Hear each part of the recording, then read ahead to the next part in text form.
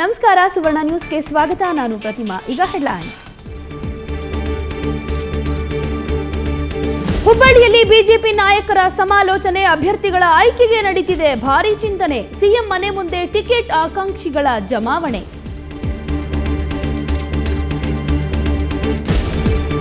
March 30ಕ್ಕೆ Congress ಮೊದಲ ಪಟ್ಟಿ release. ದೆಹಲಿಯಲ್ಲಿ ನಡೀತಿದೆ ಅಭ್ಯರ್ಥಿಗಳ ಆಯ್ಕೆ ಸರ್ಕಸ್. ಜೈಲಿಗೆ ಹೋದವರಿಗೆ ಇಲ್ಲವಂತೆ ಚಾನ್ಸ್.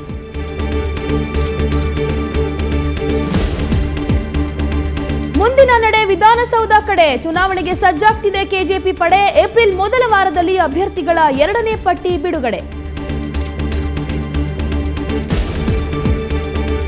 ಬೆಂಗಳೂರಿನಲ್ಲಿ ಮತ್ತೊಂದು ಬೆಂಕಿ ಅವಘಡ. ಸೀಗೆಹಳ್ಳಿಯ ಸೀಟಿಂಗ್ ಕಾರ್ಖಾನೆಯಲ್ಲಿ ಅಗ್ನಿ ನರ್ತನ. 6 ಕಾರ್ಮಿಕರು ಜೀವಂತ ದಹನ.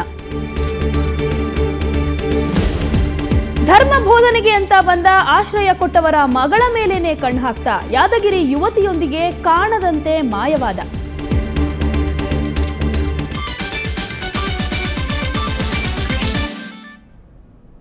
ಹುಬ್ಬಳ್ಳಿಯಲ್ಲಿ ಕೇಸರಿ ಬ್ರಿಗೇಡ್ ಬೀಡು. ನವದೆಹಲಿಯಲ್ಲಿ ಕೈಪಾಳೆಯ ಕಾರ್ಯತಂತ್ರ. ಏಪ್ರಿಲ್ 2ನೇ ವಾರದಲ್ಲಿ ಕೆಜೆಪಿ 2ನೇ ಪಟ್ಟಿ ರಿಲೀಸ್.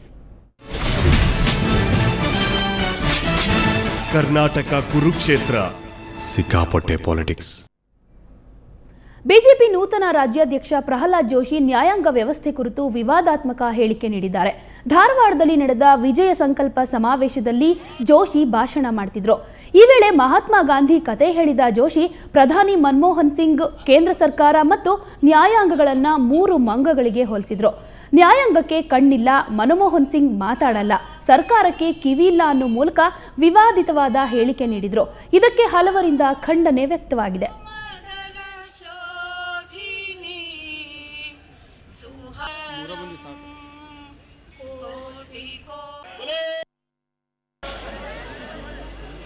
ಮೂರು ಮಂಗ್ಯ ಇದ್ದು ಅಲ್ಲ, ಮಹಾತ್ಮ ಗಾಂಧಿಯವರು ಮಾಡಿಟ್ಟು ಹೋಗಿದ್ದು.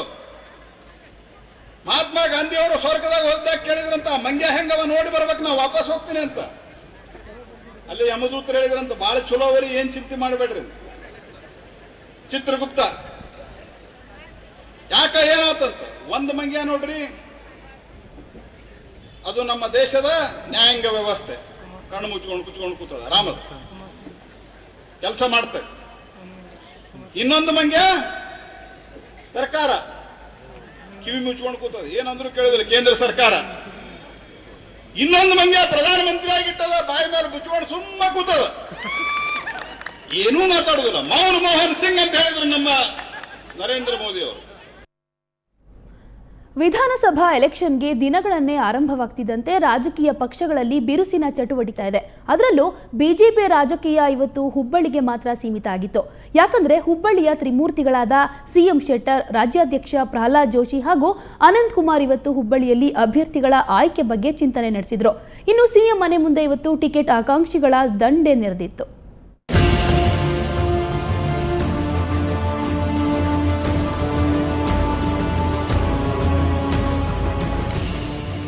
ವಿಧಾನಸಭಾ ಚುನಾವಣೆಗೆ ಸ್ಪರ್ಧಿಸುವ ಅಭ್ಯರ್ಥಿಗಳ ಪಟ್ಟಿ ಬಿಡುಗಡೆಗೆ ಸಂಬಂಧಿಸಿದಂತೆ ಕಾಂಗ್ರೆಸ್ ಹಾಗೂ ಬಿಜೆಪಿ ಪಕ್ಷಗಳು ಚಾಣಾಕ್ಷತನ ಪ್ರದರ್ಶಿಸುತ್ತಿವೆ.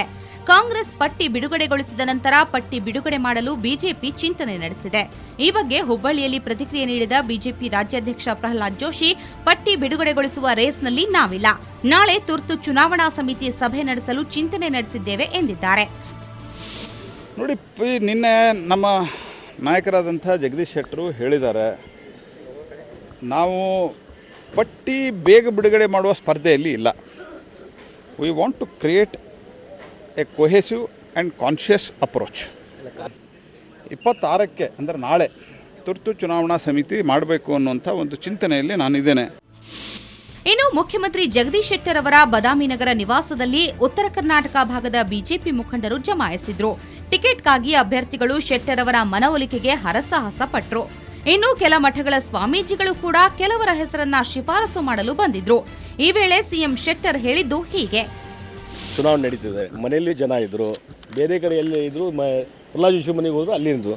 ಅದಕ್ಕಾಗಿ ಒಂದು ಸ್ವಲ್ಪ ಚುನಾವಣೆ ಹಿನ್ನೆಲೆಯಲ್ಲಿ ಕೆಲವೊಂದು ವಿಷಯಗಳ ಬಗ್ಗೆ ಚರ್ಚೆ ಮಾಡಲಿಕ್ಕೆ ಇಲ್ಲಿ ಕುಂತಿದ್ದೀವಿ. ಅಧಿಕೃತವಾಗಿ ನಾಳೆ ನಾವು ಚುನಾವಣಾ ಸಮಿತಿ ಸಭೆಯನ್ನು ಕರಿತಾ ಇದ್ದೇವೆ. ಆ ಹಿನ್ನೆಲೆಯಲ್ಲಿ ಕೆಲವರು ಬಂದು ಭೇಟಿ ಆಗಲಿಕ್ಕೆ ಬರ್ತಾರೆ, ಮತ್ತೊಂದು ಮಾಡ್ತಾರೆ. ಹೀಗಾಗಿ ಒಂದು ಚುನಾವಣೆ ಒಂದು ಕಾವು ಪ್ರಾರಂಭ ಆದಮೇಲೆ ಮತ್ತು ನಮ್ಮ ಈ ಒಂದು ವಿಜಯ ಸಂಕಲ್ಪ ಯಾತ್ರೆಯೂ ಈಗಾಗಲೇ ಪ್ರಾರಂಭ ಆಗಿದೆ. ಇದೇ ವೇಳೆ ಕೇಂದ್ರದ ಮಾಜಿ ಸಚಿವ ಬಾಬಾಗೌಡ ಪಾಟೀಲ್ ಮತ್ತೆ ನನ್ನನ್ನ ಬಿಜೆಪಿಗೆ ಸೇರಿಸಿಕೊಳ್ಳಿ ಅಂತ ಶೆಟ್ಟರ್ಗೆ ಮನವಿ ಮಾಡಿದ್ರು. ರಾಜಕೀಯ ವಿಚಾರಗಳನ್ನ ಮಾತಾಡಬೇಕಲ್ರಿ. ಹೆಲ್ದಿ ರಾಜಕಾರಣ ಕರ್ನಾಟಕದಲ್ಲಿ ಬರಬೇಕು ಅಂತಕ್ಕಂಥ ಇಚ್ಛೆ ತಮಗೂ ಇದೆ, ನಮಗೂ ಇದೆ. ಏನೋ ಟ್ರ್ಯಾಕ್ ಅಂತ ರಾಜಕಾರಣ ಟ್ರ್ಯಾಕ್ ಮೇಲೆ ತರಬೇಕು ಅನ್ನುವಂಥದ್ದು ವಿಚಾರನೂ ಮಾಡಬಾರ್ದೇನ್ರಿ? ಮಾಡಬೇಕಲ್ಲ. ಮತ್ತೆ ಇದೆಲ್ಲದರ ನಡುವೆ ಸಿಎಂ ಜಗದೀಶ್ ಶೆಟ್ಟರ್ ಬಿಜೆಪಿ ರಾಜ್ಯಾಧ್ಯಕ್ಷ ಪ್ರಹ್ಲಾದ್ ಜೋಶಿ ಅವರನ್ನ ಭೇಟಿಯಾಗಿ ಮಾತುಕತೆ ನಡೆಸಿದ್ರು.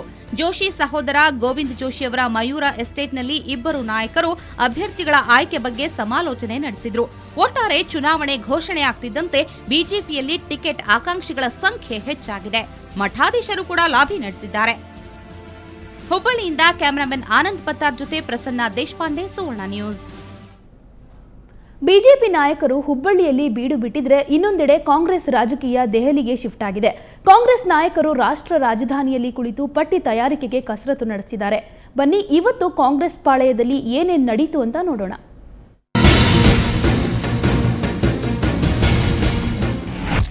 ದೆಹಲಿಯಲ್ಲಿ ಗರಿಗೆದರಿದ ಕೈ ರಾಜಕಾರಣ. ನಿಷ್ಠಾವಂತರಿಗೆ ಟಿಕೆಟ್ ಕೊಡಲು ಕಾಂಗ್ರೆಸ್ ಯತ್ನ.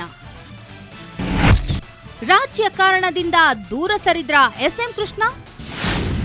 ಚುನಾವಣೆ ಹಿನ್ನೆಲೆಯಲ್ಲಿ ಕಾಂಗ್ರೆಸ್ ರಾಜಕೀಯ ದೆಹಲಿಗೆ ಶಿಫ್ಟ್ ಆಗಿದೆ. ರಾಜ್ಯ ನಾಯಕರು ರಾಷ್ಟ್ರ ರಾಜಧಾನಿಯಲ್ಲಿ ಕುಳಿತು ಅಭ್ಯರ್ಥಿಗಳ ಪಟ್ಟಿ ತಯಾರಿಕೆಗೆ ಕಸರತ್ತು ನಡೆಸುತ್ತಿದ್ದಾರೆ. ಚುನಾವಣಾ ಪರಿಶೀಲನಾ ಸಮಿತಿ ಅಧ್ಯಕ್ಷ ಲೋಸಿಯಾ ಫೆಲೆರೋ ನೇತೃತ್ವದಲ್ಲಿ ಇಂದಿನಿಂದ ಮಾರ್ಚ್ 27ರವರೆಗೆ ಹಂತ ಹಂತವಾಗಿ ಸಭೆಗಳು ನಡೆಯಲಿವೆ. ಜಿತೇಂದ್ರ ಸಿಂಗ್, ಮಧುಸೂದನ್ ಮಿಸ್ತ್ರಿ, ಸಿದ್ದರಾಮಯ್ಯ, ಪರಮೇಶ್ವರ್ ಈ ಸಮಿತಿಯ ಸದಸ್ಯರಾಗಿದ್ದಾರೆ. ಮಾರ್ಚ್ 30ರಂದು ಕಾಂಗ್ರೆಸ್ನ ಮೊದಲ ಪಟ್ಟಿ ಬಿಡುಗಡೆಯಾಗಲಿದೆ. ಈ ವೇಳೆ ಮಾತನಾಡಿದ ಕೆಪಿಸಿಸಿ ಅಧ್ಯಕ್ಷ ಪರಮೇಶ್ವರ್, ಯಾವುದೇ ಪ್ರಕರಣದಲ್ಲಿ ಸಿಲುಕಿ ಜೈಲಿಗೆ ಹೋದ ನಾಯಕರಿಗೆ ಕಾಂಗ್ರೆಸ್ ಟಿಕೆಟ್ ನೀಡೋದಿಲ್ಲ ಅಂತ ಹೇಳಿದ್ರು. ಆದರೆ ಯಾರು ಕನ್ವಿಕ್ಟ್ ಆಗಿದ್ದಾರೆ ಅಂಥವರಿಗೆ ಖಂಡಿತವಾಗಿ ನಾವು ಟಿಕೆಟ್ ಕೊಡೋದಿಲ್ಲ. ಯಾವುದೇ ಕಾರಣ corruption cases it is proved beyond A point, ಅಲ್ಲಿ ಅವತ್ತು ಕೂಡ ನಾವು ಕೊಡೋದಿಲ್ಲ. ಸುಮ್ಮನೆ ಒಂದು ಅರ್ಜಿ ಹಾಕಿ ಅಥವಾ ಅವ್ರ ಮೇಲೆ ಒಂದು ಕೇಸ್ ಬುಕ್ ಮಾಡಿದರೆ ಅದನ್ನು ನಾವು ಪರಿಶೀಲನೆ ಮಾಡ್ತೀವಿ. ಅದರ ವೆರಾಸಿಟಿ ಏನಿದೆ ಅನ್ನೋದನ್ನು ಯೋಚನೆ ಮಾಡಿ ನಾವು ನಿರ್ಧಾರ ಮಾಡ್ತೀವಿ. ಇನ್ನೊಂದೆಡೆ ಗುಲ್ಬರ್ಗಾದ ಗುರುಮಿಟ್ಕಲ್ ಕ್ಷೇತ್ರದಿಂದ ಬಾಬುರಾವ್ ಚಿಂಚನ್ಸೂರ್ಗೆ ಟಿಕೆಟ್ ನೀಡದಂತೆ ಸ್ಥಳೀಯ ಕಾರ್ಯಕರ್ತರು ಹೈಕಮಾಂಡ್ಗೆ ಆಗ್ರಹಿಸಿದ್ರು. ದೆಹಲಿಗೆ ಆಗಮಿಸಿದ್ದ ಸ್ಥಳೀಯ ಕಾರ್ಯಕರ್ತರ ದಂಡು ಚಿಂಚನ್ಸೂರ್ ಭ್ರಷ್ಟ ನಾಯಕ, ಅವರು ಸ್ಥಳೀಯ ಸಮಸ್ಯೆಗೆ ಸ್ಪಂದಿಸ್ತಾ ಇಲ್ಲ ಅಂತ ಆರೋಪಿಸಿದ್ರು. ಮತ್ತು ಬಾಬುರಾವ್ರವರು ಸ್ಥಳೀಯರಲ್ಲ, ಅವರು ಬೇರೆ ಬೀದರ್ ಜಿಲ್ಲೆ ಯಾವುದೊಂದು ಹಳ್ಳಿಯವರು. ನಮಗೆ ಯಾವುದೇ ಥರದ ಒಂದು ಸಂಬಂಧ ಇಲ್ಲ. ಕಾಂಗ್ರೆಸ್ ಪಕ್ಷದವರು ಇರ್ಬೋದು ಅಷ್ಟೇ ಹೊರತು ಯಾವುದೇ ಸಂಬಂಧ ಇಲ್ಲ. ಇಲ್ಲಿ ಅವ್ರದ್ದು ಮನೆ ಇಲ್ಲ, ಕಚೇರಿ ಇಲ್ಲ. ಈ ಥರ ಇರುವಾಗ ಜನರ ಕೆಲಸಗಳಾಗೋದಿಲ್ಲ. ನಾವು 20 ವರ್ಷಗಳಿಂದ ಪಕ್ಷ ಸಂಘಟನೆಯಲ್ಲಿ ಸಕ್ರಿಯವಾಗಿ ತೊಡಗಿಸ್ಕೊಂಡಿದ್ದೀವಿ. ಎಲ್ಲರ ಬೇಡಿಕೆ ಏನಂತಂದರೆ ಸ್ಥಳೀಯರಿಗೆ ಆದ್ಯತೆ ಕೊಡಬೇಕು ಅನ್ನೋದಂತ ಒಂದೇ ಒಂದು ಭಾಳ ಒಂದು ನಿಶ್ಚಳವಾದಂಥ ಬೇಡಿಕೆ ಇದೆ. ಈಗ ಪುನಃ ಅವ್ರಿಗೇನಾದರೂ ಕೊಟ್ಟರೆ ಅಲ್ಲಿ ಪಕ್ಷಕ್ಕೆ ಭಾಳ ದೊಡ್ಡ ಹಾನಿ ಆಗ್ತದೆ. ಅವ್ರು ಯಾವುದೇ ಅಭಿವೃದ್ಧಿ ಕೆಲಸಗಳು ಮಾಡಿಲ್ಲ. ಅತ್ತ ದೆಹಲಿಯಲ್ಲಿ ಆಯ್ಕೆ ಕಸರತ್ತು ಜೋರಾಗಿ ನಡೆಯುತ್ತಿದ್ರೆ, ಇತ್ತ ಬೆಂಗಳೂರಿನಲ್ಲೂ ರಾಜಕೀಯ ಚಟುವಟಿಕೆ ಜೋರಾಗಿತ್ತು.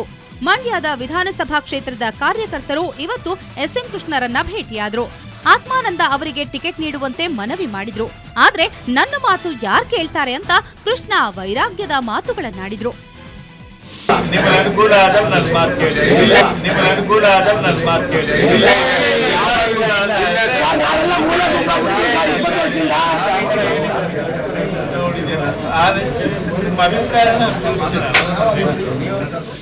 ಗೆಲ್ಲುವ ಉತ್ಸಾಹದಲ್ಲಿರುವ ಕಾಂಗ್ರೆಸ್ ಅಳೆದು ತೂಗಿ ಅಭ್ಯರ್ಥಿಗಳ ಆಯ್ಕೆ ಮಾಡಲು ಮುಂದಾಗಿದೆ.